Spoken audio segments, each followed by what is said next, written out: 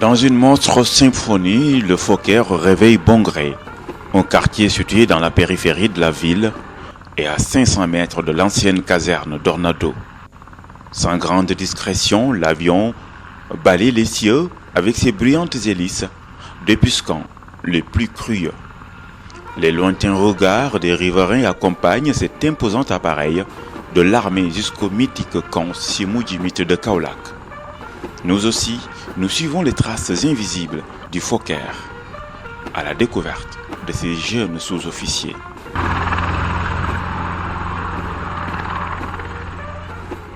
À bord de cet avion militaire, le ministre de la Défense et des généraux qui viennent d'effectuer un voyage éclair dans la stratégique zone militaire numéro 3.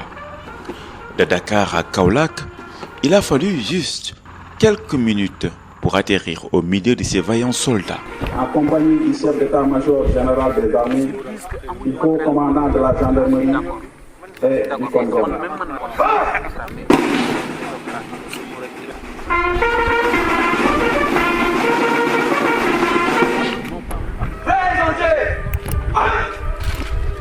Un petit matin à Kaolack, un grand jour pour des sous-officiers.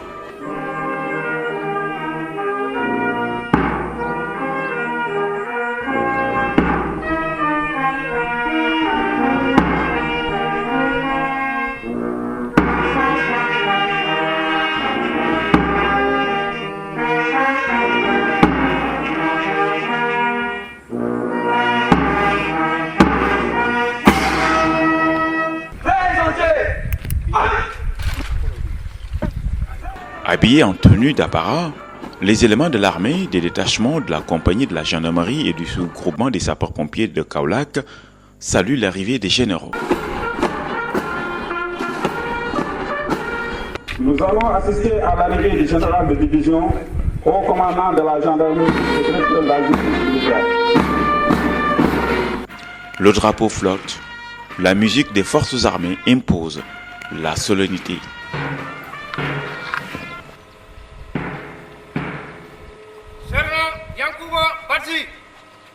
Major de la promotion, Feu Malamine Camara.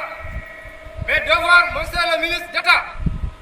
Nous sommes au camp Simou-Djimit de Kaolack qui abrite l'école nationale des sous-officiers d'active. Une école fondée selon son directeur, le lieutenant-colonel Mamadou Gaye, pour former les cadres intermédiaires de l'armée. C'est une première. Nous sommes dans une phase de transition, mais transition en douceur.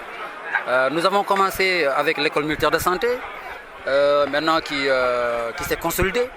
Ensuite, c'est au cours du recrutement national à Dakar Bango, nous avons les premières 300 filles en 2008 qui ont été recrutées. Et pour la première fois à l'école nationale des sous-officiers d'actifs, nous recrutons des filles. C'est une innovation, donc nous sommes en train de nous adapter progressivement. C'est un long processus parce que d'abord c'est culturel. Voir des filles arborer la tenue, commander des hommes, c'est une première au Sénégal. Mais ces gens que nous venons de former vont faire leur preuve sur le terrain dans le corps de troupe et nous aurons le feedback pour voir quelle est la qualité du produit que nous avons formé et quelle est l'adaptabilité de ces jeunes qui sortent d'école aujourd'hui. Qu'il n'y a pas de distinguo entre garçons et filles. Bien entendu, sur le plan physique, il y a un barème que nous appliquons aux filles, mais sur le plan de la rigueur morale, la rectitude, sur le plan des épreuves, sur le plan, n'est-ce pas, du cursus, il n'y a aucune différence. Elles subissent la même chose que les hommes au sein des promotions.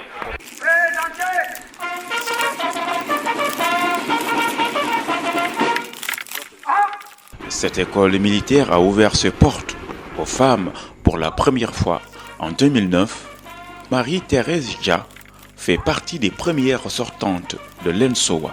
Ce fut très difficile au début, les gens n'y croyaient pas. Mais par la grâce de Dieu, nous y sommes arrivés. Nous remercions tous ceux qui ont de près ou de loin soutenu notre formation, surtout à l'encadrement qui n'a ménagé aucun effort pour que ce grand jour réussisse. Et comment vous avez vécu en fait cette cohabitation avec les hommes? Nous avons fait 2 ans avec eux. Nous avons cheminé ensemble. Et aujourd'hui, je veux dire que ce sont nos grands frères.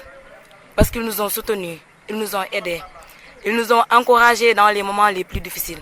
Dans les moments où on voulait tout abandonner. Parce que c'était très difficile. C'était la première fois qu'une fille franchisse ici. Donc nous leur disons un grand merci. Et des femmes, même vous oubliez que vous êtes des femmes? Oui, c'est vrai. Nous étions certes des femmes, mais nous étions des hommes entourés d'hommes. Avec ses autres sœurs d'armes, Thérèse a subi la formation avec les hommes dans cette école devenue très étroite pour contenir les élèves militaires. L'ancien ministre des Forces armées, Abdoulaye Baldé, pensait déjà à sa délocalisation à Koutal, mais Bekay Diop veut qu'elle soit aménagée et réadaptée pour respecter l'intimité des femmes. Je ne veux pas parler de déménagement actuellement. Je pense qu'il faut plutôt parler de réhabilitation.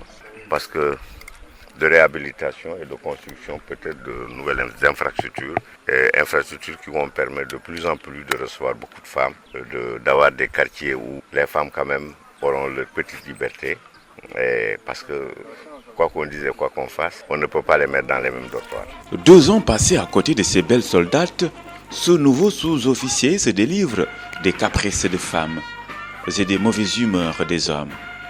Il dit adieu aux brimades et aux manœuvres. Major de promotion, vous gagnez votre emplacement. Le major de promotion, sergent Yacouba Badji, va recevoir le fanion des mains du représentant du parrain. Le jeune soldat de 24 ans raconte sa cohabitation avec les femmes dans la caserne. S'il y a 2 personnes, impérativement, il y aura au moins des fois l'autre qui va essayer de faire quelque chose et ça ne te plaît pas, mais essayer de gérer avec. Donc je ne dirais pas qu'on avait des problèmes avec des filles, non. Bon, mais dans une promotion, quel que soit Alpha, il y aura toujours des problèmes. C'est un peu partout. On vous interdisait de faire la cour aux femmes soldates? Non, nous sommes majeurs quand même, nous sommes majeurs. Personne ne nous a interdit, on sait ce qui nous a amenés à l'école. Donc on est venu ici étant petit gradé. Pour au moins aujourd'hui, on est venu, on est sorti sergent. Donc le fait de ne pas faire ça, et ainsi de suite, en ce qui concerne la vie privée, ça je ne pense pas, ça n'a pas posé de problème. Depuis sa création en 1971, l'ENSOA a formé au moins 1500 cadres intermédiaires de l'armée. Il constitue un tampon entre les officiers supérieurs et les hommes de troupe. C'est une promotion qui vient d'ouvrir la voie à la féminisation. C'est une volonté du chef de l'État. Nous avons cherché le chef d'état-major général des forces armées, le haut commandant de la gendarmerie et moi-même à mettre tout en musique. Et je pense que après l'ENSOA, après la gendarmerie il y a 2 jours, après toutes ces filles que nous avons réussi à envoyer dans les grandes académies militaires à l'extérieur, je pense que les femmes bientôt auront des officiers de poigne. Le défi, ce n'est pas nous qui l'avons, c'est plutôt maintenant les femmes. Parce qu'il faut qu'elles arrivent à prouver que le président ne s'est pas trompé. Il faut qu'elles arrivent à prouver qu'elles ont leur place dans ce milieu qui est très macho. Il faut qu'elles se battent pour tout arracher, pièce par pièce.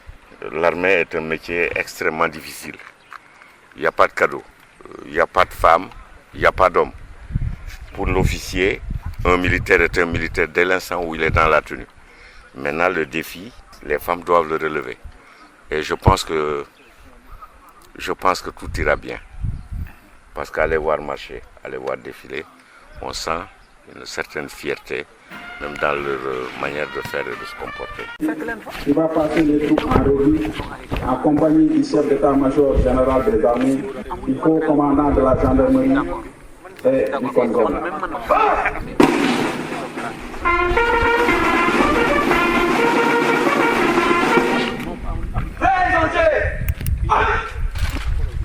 Plusieurs cadres de l'armée sénégalaise ont fait leurs humanités ici, dans cette école créée peu après les indépendances. Qui ose gagne, c'est l'hymne de tous les jours, la devise des Djambar aux couleurs des fanfares.